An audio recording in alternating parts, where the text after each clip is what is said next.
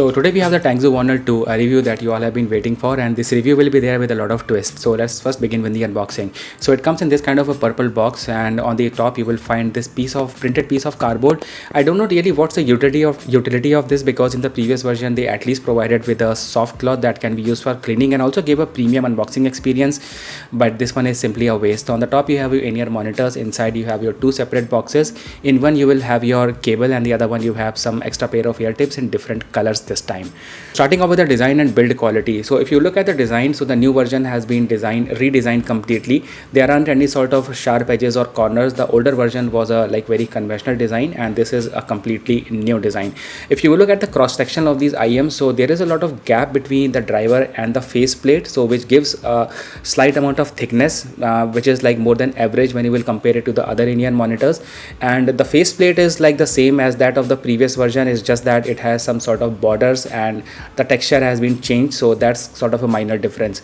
Also, if you will notice the nozzles, so the nozzle in the old version was slightly more longer, while in the new version it is slightly more short. Now when it came to the overall fitting of these IEMs, so I just went with the default ear tips that came in the box, and I noticed that whenever I'm putting those ear tips and trying to fit these IEMs into my ears, so they don't go too deep inside my ears. I mean, recently I was using different kind of IEMs which had like slightly larger nozzle, so I was like very used to that kind of a fitting, but in this one it won't go too deep, so I was getting little amount of problem, especially with the left one. I was not getting that confidence of wearing these IEMs, and I was like feeling it was going to pop out. So instead of going for the default dome shaped ear tips that came in the box, I went for these kind of conical ear tips, and after changing the ear tips, it just gave me a little bit more confidence to wear and use. Now talking about the cable, so this new cable is more white, it's more vibrant, and it's more bright, and it is more like shifting towards that silverish white color.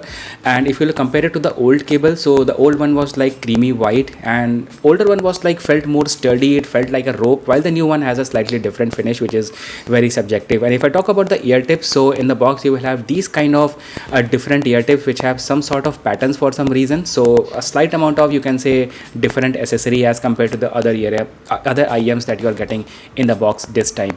Now talking about the technical specifications, so first of all, the old version and new version are exactly the same. According to their Tangzu's official website, they simply say that the first version was more vocal forward and more detailed, and in the new version is also the same vocal forward and more detailed. So what they have done here is that they have simply improve the quality of that PET diaphragm, and this new diaphragm is giving more quality and more details in the mids and high frequency, so that's very true. Now when I tested out these IEMs with some Spotify and watching some movies on Netflix, I used it for like an hour or so, and I just felt that it's very vocal forward. You have good crystal clear audio when you're listening to male voices and female voices, and overall also it's good for music. The instrument separation is too good, but after using it for hour and so, I just realized that these IEMs have something missing in them, and that something missing thing is actually the bass. So the old version was something, they were known for the quality of bass and the overall balance between all the frequencies, and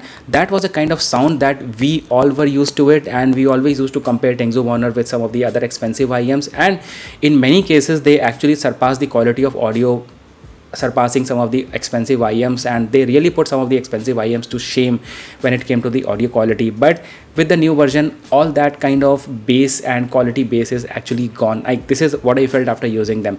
Now I just felt that maybe it's the problem with the new cable, so I thought of swapping the old cable with the new one, and here was another twist, because the old cable could not fit in the new one, because in the new version the connectors are actually inside, and the old cable doesn't have open type 0.78mm connector. They have a cover on top of it, so you cannot fit the old cable into the new one, while like the new cable can be fitted into both the versions, but you cannot swap the old cable into the new version. Now this is, I really don't know what really was the point of having this move, because I mean, if they choose to keep this sort of a design for their future generations, it's good, but I just felt it's not good, because even if you talk about companies like KZ, so they are providing like 0.75mm connector cables, and their cables actually fit across all their IEMs without any sort of issues. So I really didn't like this move.